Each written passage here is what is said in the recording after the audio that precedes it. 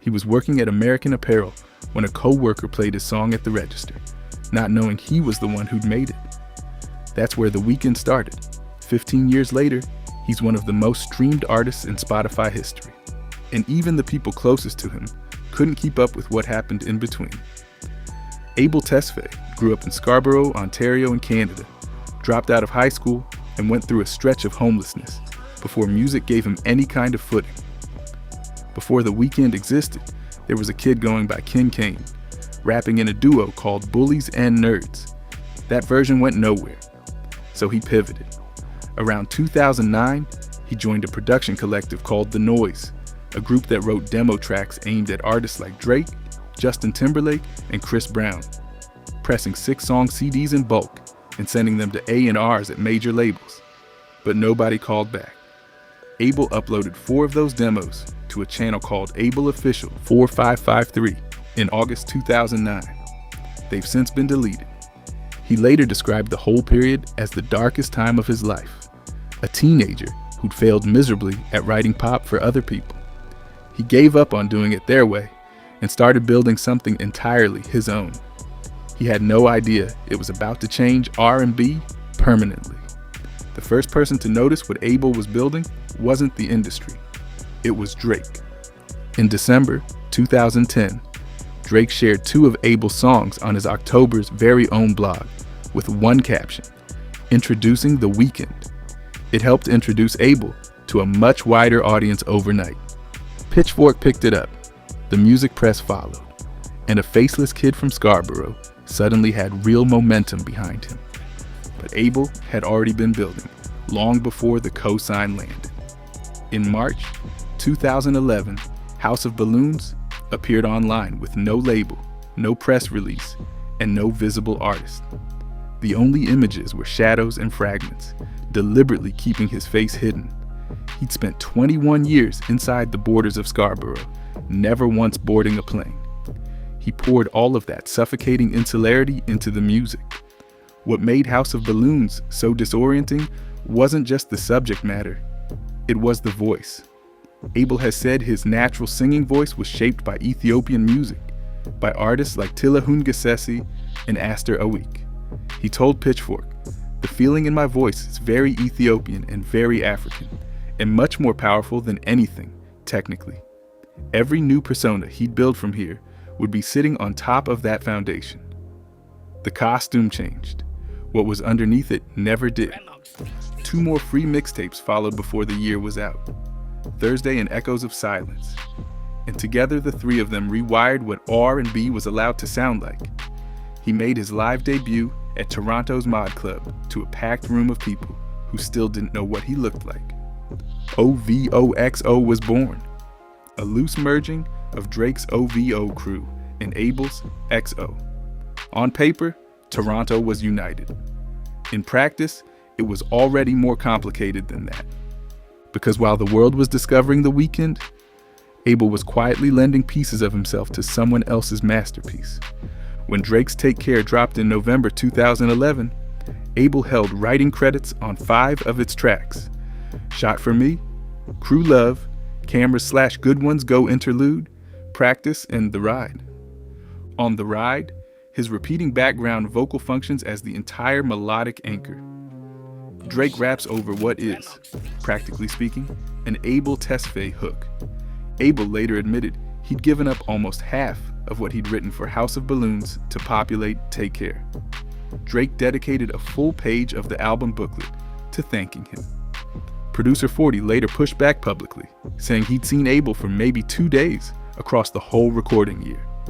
The true extent of the contribution was never fully settled. What isn't disputed is that Take Care won the Grammy for Best Rap Album and shaped a generation's understanding of what Drake sounded like. Abel's fingerprints are all over it for someone else's benefit. And then he walked away from the offer to join what came next. When the time came to sign, Abel chose Republic Records and launched his own XO imprint instead of joining OVO Sound. A Drake-associated account responded with 2 words, just OVO. Whatever OVOXO had been was done. In March 2013, Drake dropped 5 a.m. in Toronto. Multiple outlets pointed to Abel as the likely target of its sharpest lines, though the reference was never confirmed. Backstage footage from OVO Fest that year caught both men in the same room. Drake warmly greeting everyone around Abel, then a delayed, noticeably cooler acknowledgement of the man standing right there. You didn't need subtitles. Abel's response wasn't a diss, it was a whole other album. Kissland arrived in September 2013, and it looked nothing like the trilogy. That was the point. This was also the year Abel gave his very first interview, ending years of deliberate anonymity. He told Complex that Kissland was about honest fear, describing it as an album built around experiencing the entire world for the first time in 12 months after spending 21 years staring at the same four walls. He'd never been on a plane before his experience of touring began. Japan was the furthest he'd ever been from home, and it showed in every frame. Neon-soaked, horror-influenced visuals, drawing from directors like John Carpenter and Ridley Scott. He'd shed one identity, but there'd be more. 2015 is where the scale of what he was building became impossible to ignore. Beauty behind the madness was his crossover moment. Earned It landed an Oscar nomination for Best Original Song and a Grammy win for Best R&B Performance. Can't Feel My Face hit #1 on the Billboard Hot 100, and it topped charts in over 10 countries. Rolling Stone called it the best song of 2015. He simultaneously held the top 3 positions on Billboard's Hot R&B Songs chart with Earned It, The Hills, and Can't Feel My Face, a feat no artist had done before. He'd cracked open a global audience without trading away what built it. Then he did something that felt almost confrontational. He cut his hair, and then he killed his old self on camera. In the music video for Starboy, Abel physically suffocates his previous self, on camera, deliberately, in the opening frames. The dreadlocks had been part of the identity since 2011, and removing them was a statement. The new aesthetic, shot by photographer Nabil Elderkin in bold reds, yellows, and blues, introduced a persona built on the mythology of artists like David Bowie, figures who survived fame by treating it as a costume they could change. Daft Punk anchored the title track. A 12-minute short film drew from Nicholas Winding Refn's Drive. His second Grammy for Best Urban Contemporary Album followed. By 2017, the Toronto rift had softened publicly. Appearances at each other's tours. A moment at OVO Fest where Drake told the crowd the OVOXO project still had to happen someday. It looked real. The music, as always, told a different story. My Dear Melancholy came out of nowhere and stripped everything back.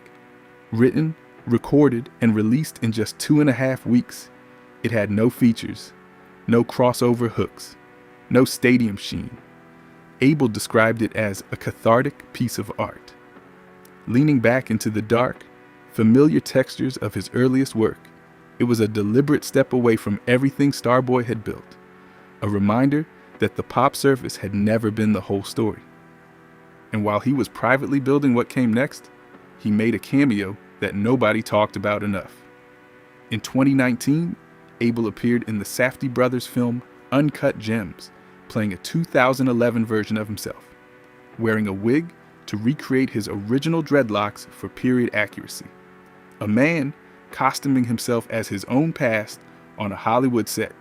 In the same year, he was quietly constructing a new character who'd show up in a red suit with a bandaged face. Somehow, completely on brand. What came next was his most committed performance yet. Not on a stage, in a persona. After Hours in 2020 treated its entire release cycle as a single continuous film. A red suit, a surgically disfigured face, a character unraveling across music videos and late-night appearances.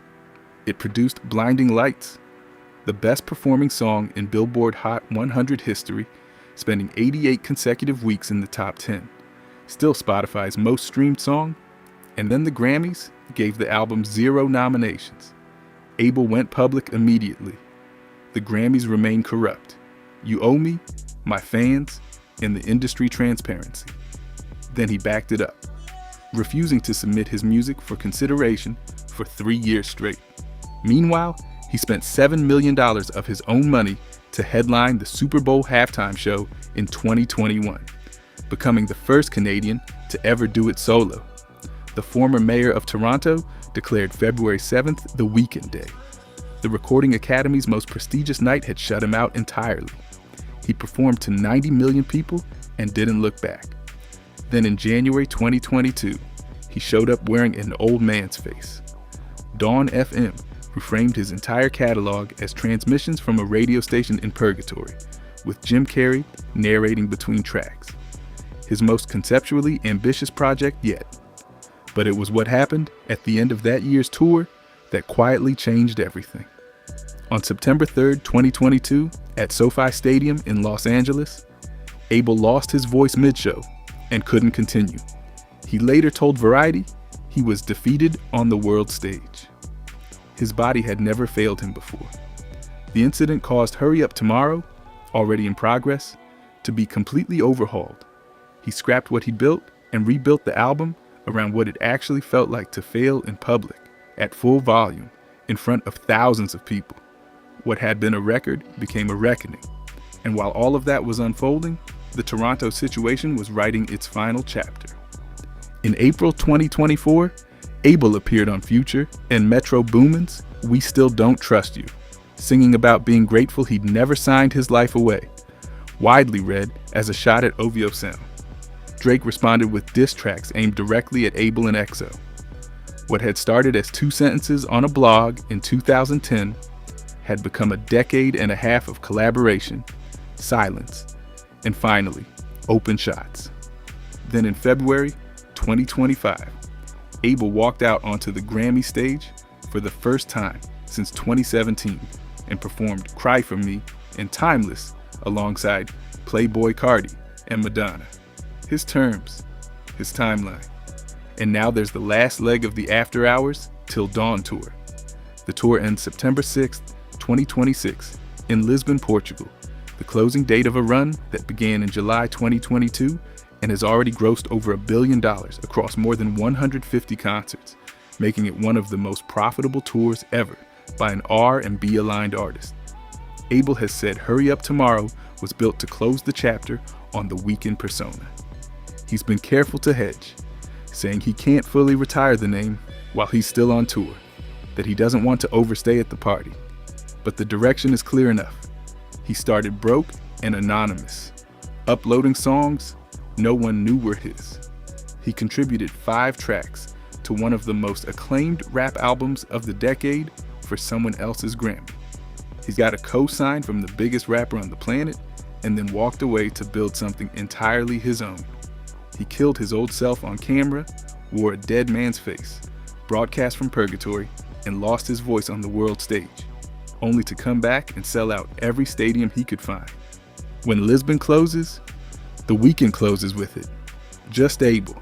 And if you need proof that he knew this was always the ending, the closing notes of Hurry Up Tomorrow sync perfectly back to High For This, the very first track on House of Balloons. He started and finished in the same key, on purpose.